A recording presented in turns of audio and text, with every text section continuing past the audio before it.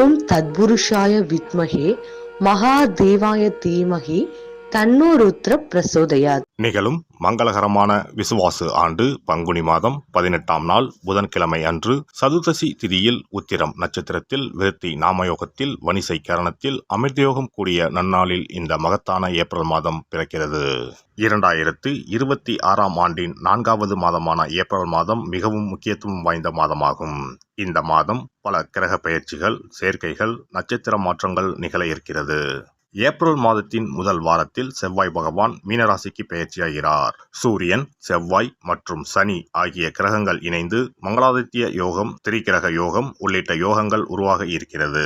அதே போல சுக்கிர பகவான் ஏப்ரல் மாத தொடக்கத்தில் மேசராசியில் பெயர்ச்சியடைகிறார். மாத இறுதியில் ரிஷபராசிக்குள் பிரவேசமாகிறார். புதன் பகவான் ஏப்ரல் 11ஆம் தேதி மீனராசிக்குள் நுழைந்து சதுர்கிரக யோகத்தை உருவாக்குகிறார். ஏப்ரல் 14ஆம் தேதி சூரிய பகவான் மேசராசிக்கு பெயர்ச்சியடைந்து சுக்கிரனுடன் இணைந்து சுக்கிராதித்ய யோகத்தை உருவாக்குகிறார். ஏப்ரல் 17ஆம் தேதி சனி பகவான் உத்திரட்டாதி நட்சத்திரத்தின் 3ஆம் பாதத்தில் பிரவேசிக்கிறார். ஏப்ரல் 30ஆம் தேதி புதன் பகவான் மேசராசிக்குள் நுழைய இருக்கிறார். இந்த கிரகங்களின் அமைப்பினால் உங்கள் வாழ்வில் ஏற்படக்கூடிய சுப மற்றும் அசுப பலன்கள் என்ன என்பதனையும், அசுப பலன்கள் ஏற்படுமாயின் ராசிக்காரர்கள் செல்ல வேண்டிய கோவில் மற்றும் செய்ய வேண்டிய பரிகாரம் என்ன என்பதனை பற்றியும் விரிவாக காண்போம். பிறக்கப் போகும் இம்மாதத்தில் உங்கள் வாழ்வில் வளமும் நலமும் செல்வ செழிப்பும் பெற்று வாழ்வின் உயரிய நிலையை அடைய எல்லாம் வல்ல எம்பெருமானை வேண்டி விரும்பி கேட்டுக்கொள்கிறேன். கும்பராசி அன்பர்களே, இந்த மாதம் பணவரவு திருப்தி தருவதாக இருக்கும். காரியங்கள் அனுகூலமாக முடியும். குடும்பத்தில் வசதி வாய்ப்புகள் பெருகும். வீட்டில் மகிழ்ச்சியும் நிம்மதியும் உண்டாகும். பெண்களால் நன்மைகள் உண்டாகும். புதிய ஆடை ஆபரணங்களின் சேர்க்கை உண்டாகும்.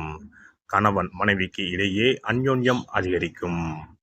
வாழ்க்கை துணை வழி உறவினர்கள் வகையில் எதிர்பார்த்த உதவிகள் கிடைக்கும். உறவினர்களால் நன்மைகள் ஏற்படும். குடும்ப தேவைகள் ஒவ்வொன்றாக நிறைவேறும். தந்தை வழியில் எதிர்பார்த்த காரியங்கள் அனுகூலமாக முடியும். பெண்களால் நன்மை உண்டாகும். அரசாங்க காரியங்கள் அனுகூலமாக முடியும். பூர்வீக சொத்து பிரச்சனையில் பொறுமையை கடைபிடிக்கவும்.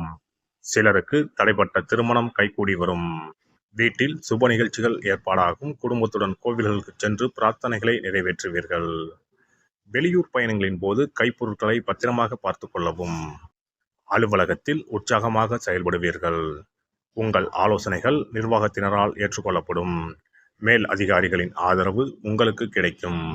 சிலருக்கு பதவி உயர்வு, ஊதிய உயர்வு போன்ற சலுகைகள் கிடைப்பதற்கான வாய்ப்பு உண்டு. சக ஊழியர்களிடையே உங்கள் செல்வாக்கு அதிகரிக்கும். தொழில் மற்றும் வியாபாரத்தில் லாபம் அதிகமாக கிடைக்கும். சக போட்டியாளர்களின் மறைமுக எதிர்ப்புகளை முறியடிப்பீர்கள். பங்குதாரர்களுடன் இணக்கமான சூழ்நிலை ஏற்படும். ஆனாலும் வியாபாரத்தை விரிவுபடுத்தவோ அல்லது புதிய முதலீடு செய்வதையோ கண்டிப்பாக தவிர்க்கவும். குடும்பத்தை நிர்வகிக்கும் பெண்களுக்கு மகிழ்ச்சி தரும் மாதமாக இருக்கும். குடும்பத்தில் உங்கள் ஆலோசனைகள் மற்றவர்களால் ஏற்றுக்கொள்ளப்படும். உறவினர்களும் உங்களுக்கு உதவியாக இருப்பார்கள். அக்கம் பக்கத்தில் இருப்பவர்களால் அனுகூலம் உண்டாகும். வேலைக்கு செல்லும் பெண்களுக்கு எதிர்பார்த்த சலுகைகள் கிடைக்கும். வியாழக்கிழமைகளில் ஆஞ்சநேயருக்கு துளசி தளத்தால் அர்ச்சனை செய்து வழிபடுவதும் மகான்களை தரிசிப்பதும் நன்மையை தரும். ஒரு முறையாவது குலதெய்வத்தையும் இஷ்ட தெய்வத்தையும் ஒரே நாளில் சென்று தரிசித்து வாருங்கள். கடன் பிரச்சனைகள் தீரும். குடும்பத்தில் மகிழ்ச்சி நிலவும். மன நிம்மதி உண்டாகும். சிறப்பு தொகுப்பு. கண் திருஷ்டிகள் அகன்று தடைப்பட்டு கொண்டிருக்கும் காரியங்கள் நிறைவேற செய்ய வேண்டிய பரிகாரம் என்ன என்பதனை பற்றி காண்போம். வாழ்க்கையில் நல்ல நிலையில் இருந்தவர்கள் கூட திடீரென்று பொருளாதாரம் இழந்து மன கஷ்டங்களுடன் வாழும் நிலை ஏற்படும். இந்த நிலை எதனால் ஏற்பட்டது என்று ஆராய்ந்து பார்த்தால் பெரும்பாலும் அவர்களின் மீதான கண் திருஷ்டிதான் காரணமாக இருக்கும். கல்லடி பட்டாலும் கண்ணடி படக்கூடாது என்று சொல்வார்கள் அல்லவா? அது உண்மைதான். இது போன்ற பிறரின் பொறாமை கொண்ட கண் திருஷ்டியினால் பலரின் வாழ்க்கை சிரமத்திற்கு ஆளாக நேரிடும். இது போன்ற கண் திருஷ்டிகளிலிருந்து எப்படி தப்பிப்பது? இருக்கவே இருக்கிறது எளிதாக கிடைக்கும் ஊமத்தஞ்செடி. தெய்வ சக்தி நிறைந்த செடியாக கருதப்படும் ஊமத்தஞ்செடியின் காய், பூ, இலைகள் என அனைத்தும் தீய சக்திகள் விரட்ட பரிகாரத்துக்கு பயன்படுகிறது. பொதுவாக ஊமத்தம் காய்க்கு கெடுதலை அகற்றக்கூடிய சக்தி உண்டு. நம் வீட்டில் உள்ள எதிர்மறை சக்தியை அகற்றுவதற்கு ஊமத்தங்காய் தீபம் சிறந்த பரிகாரமாகிறது. தெய்வீக மகத்துவம் நிறைந்த ஊமத்தங்காய் மற்றும் பூவையும் எடுத்துக்கொள்ளுங்கள். வீட்டுக்கு அருகில் இல்லை என்றால் நாட்டு மருந்து கடைகளில் கிடைக்கும். இந்த 2 பொருட்களையும் மஞ்சள் தண்ணீரை கொண்டு நன்றாக கழுவி விடுங்கள். சிறிது நேரம் அவற்றிலுள்ள ஈரம் போக ஆறவிட்டு பிறகு அவற்றை ஒரு மஞ்சள் துணியில் குலதெய்வத்தை வேண்டி ₹1 நாணயத்தோடு சேர்த்து முடிந்து வீட்டின் நிலைப்படியில் கட்டி தொங்கவிடுங்கள். இந்த முடிச்சை வெள்ளிக்கிழமை அல்லது ஞாயிற்றுக்கிழமைகளில் தயார் செய்து வாசல் படியில் கட்டுவது சிறப்பு. தினமும் வீட்டில் தீபம் ஏற்றி காண்பிக்கும் போது இந்த முடிச்சுக்கும் காண்பிக்கவும். இதேபோல் ஊமத்தம் இலைகள் கிடைத்தால் அந்த இலைகளை சுத்தமான மஞ்சள் தண்ணீரில் கழுவிவிட்டு அவற்றை கொண்டு வீட்டில் இருக்கும் விநாயகருக்கு திங்கள் கிழமைகளில் தொடர்ந்து அர்ச்சனை செய்து வர வேண்டும். ஊமத்தம் பூவையும் விநாயகருக்கு சூட்டலாம். 3 வாரங்கள் தொடர்ந்து திங்கள் கிழமைகளில் விநாயகருக்கு ஊமத்தை இலையால் அர்ச்சனை செய்து ஊமத்தம் பூவை சூட்டி வழிபட்டால் வீட்டில் உள்ள கெட்ட சக்தி நடமாட்டம் மற்றும் கண் திருஷ்டிகள் தீரும். ஊமத்தம் செடியும் சிவபெருமானுக்கு உகந்த இலை ஆகும்.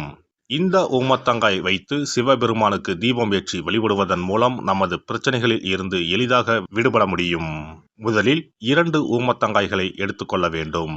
அவற்றின் மீது முட்கள் இருப்பதால் மிகவும் கவனமாக கையாள வேண்டும். ஊமத்தங்காயின் காம்பு பகுதிகளை வெட்டி கொண்டு கத்தியை பயன்படுத்தி ஊமத்தங்காயின் உள்ளே இருக்கும் விதை பகுதியை முழுவதுமாக நீக்கிவிட வேண்டும். பின்னர் 2 அகல் விளக்குகள் மற்றும் விளக்கு வைப்பதற்கான 2 தட்டுகளை எடுத்து சுத்தம் செய்து அவற்றிற்கு மஞ்சள் குங்குமம் போட்டு வைத்துக் கொள்ள வேண்டும். பின்னர் 2 தட்டின் மீதும் ஒவ்வொரு அகல் விளக்கை வைத்துக் கொள்ள வேண்டும். அதன் பிறகு எப்போதும் பூஜை செய்வதற்கு வைப்பது போன்ற வெத்தலைப்பாக்கு, பழம் போன்றவற்றை வைத்துவிட்டு 2 விளக்குகளையும் ஏற்றி சிவபெருமானை மனதார வேண்டிக் கொள்ள வேண்டும். எனக்கு இருக்கும் பிரச்சனைகள் அனைத்தும் தீர்ந்து இன்பமான வாழ்க்கை கிடைக்க வேண்டும் என வேண்டிக் கொள்ள வேண்டும். இந்த பூஜையை வெள்ளிக்கிழமை அன்று தொடங்கினால் தொடர்ந்து 9 வெள்ளிக்கிழமைகள் செய்ய வேண்டும். ஊமத்தங்காயின் மீது எவ்வாறு முட்கள் இருக்கிறதோ அதுபோல நமது வாழ்க்கையில் இருக்கும் முட்கள் போன்ற பிரச்சனைகளை அவை தீர்த்து வைக்கின்றன. இந்த பூஜையை நாம் தொடர்ந்து செய்து வருவதால் நம் மீது இருக்கும் கண் திருஷ்டிகள் அகன்றுவிடும். தீராத துயரங்கள் தீர்ந்துவிடும். பணம் நகை நம்மிடம் பெருகி வரும். சிலருக்கு கையில் சுத்தமாக பணம் இருக்காது.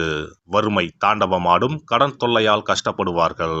பண பிரச்சனையில் சிக்கி கொண்டிருப்பவர்கள் இந்த தீபத்தை ஏற்றினால் 3 வாரங்களில் நல்ல பலனை பெற முடியும். தொழிலில் நல்ல முன்னேற்றம் இருக்கும். கடன் பிரச்சனைகள் தீரும். உறவினர்களிடையே பகைமை இருந்தால் அவையும் மறைந்துவிடும். நோய்வாய் உள்ளவர்கள் இந்த தீபத்தை ஏற்றுவதன் மூலம் நல்ல பலனை பெற முடியும். பொதுவாகவே எந்த பரிகாரம் என்றாலும் அதை முழு நம்பிக்கையுடன் செய்தால் மட்டுமே முழு பலன் கிடைக்கும் என்பதை நினைவில் கொள்ளுங்கள்.